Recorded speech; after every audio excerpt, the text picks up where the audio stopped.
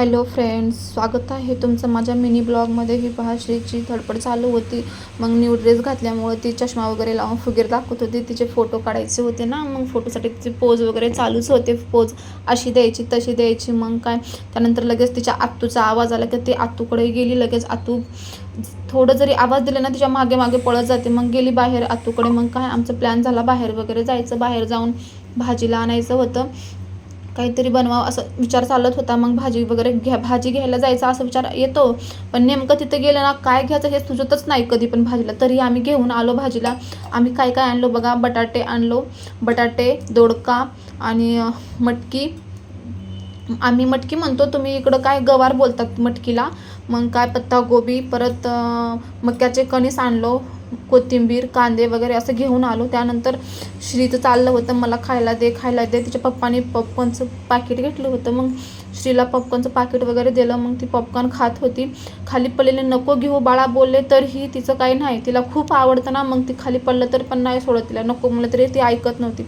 नको बोलत होती मी, तरी पण बघा ना कशी मान हलवते. नाही नाही नाही, मला खायचं. मग ठीक आहे बाळा खा बोलले. मग श्रीच्या पप्पांचं चालू होतं की मिसळपाव बनव. ठीक आहे बोलले, मिसळपाव बनवायला लागले मी.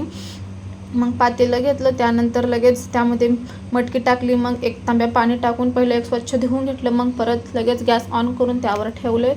ते एक 10 मिनिट ते उकळून घ्यायचं असतं, त्यामुळे उकळायला ठेवले मी. ते ठेवल्याच्यानंतर मग काय, तोपर्यंत कांदा कट करून घेतला. कांदा, टमॅटो आणि कोथिंबीर कट करून घेतली. मग ते लगेच उकळून खाली काढून घेतले मी मटकी. मग घेतल्याच्यानंतरला काय, गॅस चालू करून पॅन ठेवला. पॅनमध्ये तेल टाकले, 4 पळी तेल टाकून त्यानंतर मोहरी, जिरे टाकून खालीवरी करून घेतले थोडेसे. ते त्यानंतर त्यामध्ये कांदे टाकले. कांदे लालसर असे झाल्यानंतर लगेच टोमॅटो टाकला. टोमॅटो टाकल्यानंतर अगोदर लसूण पेस्ट टाकून घ्यायची. मग कांदा टाकायचा, खालीवरी करायचा, ते परत परतून घ्यायचं चांगल्यापैकी. ते परतल्यानंतर लगेच त्यामध्ये छान असं लालसर वाढण्याचं परतून घ्यायचं. ते परतल्यानंतर त्यामध्ये खोबरखीस टाकायचं, म्हणजे त्यानं थोडीशी तर्री वगैरे येते, कारण ते छान स्वादिष्ट पण लागतं. माझ्याकडं खोबरं असं नव्हतं, त्यामुळं मी खिसून टाकले होते.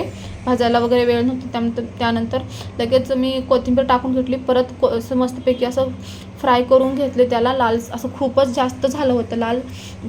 मग त्यामध्ये मसाले टाकायचे. लाल तिखट टाकून घेतले. लाल तिखट नंतर लगेच हळद टाकली. हळद टाकल्यानंतर मसाले टाकले. मिसळ मसाला आणि साधा गरम मसाला दोन्ही मसाले टाकून घेतले. तुमच्याकडे जे आहे ते तुम्ही वापरू शकता. माझ्याकडे 2च अवेलेबल होते म्हणून मी 2च मसाले टाकले. त्यानंतर मग पाणी, जेवढं पाणी लागतं तुम्हाला तेवढं. मग त्यानंतर लगेच मटकी टाकली. मटकी टाकल्याच्यानंतर मग मी पाणी टाकून घेतले. पाणी टाकून मग परत हलवले. मग थोडा वेळ अजून परत असं खालीवरी छानपैकी एक 5 मिनिट ना थोडंसं खालीवरी परतून घ्यायचं, कारण की मटकी टाकल्यानंतर मटकीला पण थोडंसं फ्राय होऊ दिल्यासारखं होऊ द्यायचं. त्यानंतर मग तांब्या भरून पाणी टाकले मी. तुम्हाला जेवढं लागतं तुम्ही तेवढं टाकू शकता. त्यानंतर काय, मग उकळल्यानंतर चवीनुसार मीठ टाकून घेतले. मीठ टाकल्यानंतर ही पहा, आपली मिसळ थाळी, झणझणीत मिसळ थाळी तयार आहे. त्यासोबत मग मक्याचं कणीस आणलं होतं ना, त्याच्यात आपण थोडंसं लिंबू वगैरे टाकून फोडणी दिली. मग काय, त्यांना खूप आवडतं. मग ते खाल्ले. त्यानंतर लगेच मिसळपावची पण चव कशी आहे ते सांगत होते. ते लगेच मिसळपाव पण ट्राय केला, त्यांना खूप आवडलं. त्यानंतर मी त्यांचं व्हिडिओ बनवत होते ना, त्यामुळं श्रीचं पण चाललं होतं फोटो वगैरे काढायचं. त्यानंतर लगेच भांडे वगैरे घासून घेतले. मग भांडे वगैरे घासले, कारण सकाळी कामाला खूप उशीर होतं म्हणून लगेच भांडे घासून पटापट आवरून घेतले, कारण झोपायला पण खूप उशीर होत होता. त्यामुळे भांडी वगैरे घासणं झाल्याच्यानंतर लगेच किचनची साफसफाई सगळी झाली होती. किचन वगैरे साफ करून भांड्यावर झाकून ठेवले. परत एकदा दूध गरम करून घेतले. परत दूध तापून घ्यावं लागतं ना डबल, त्यामुळं. मग परत काय, श्रीचं चाललं होतं, पप्पांसोबत मस्ती करत होते. श्रीला काय झोप लागत नाही लवकर, ती आम्हाला झोपी घालते रोज.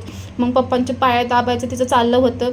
पाय कमी पण चिमट्यात जास्त घेते पप्पांना. त्यानंतर काय, मग ते झाल्याच्यानंतर लाईट बंद करायची होती. श्रीला म्हणलं मी, लाईट बंद कर बाळा, तर ती कोशिश करत होती.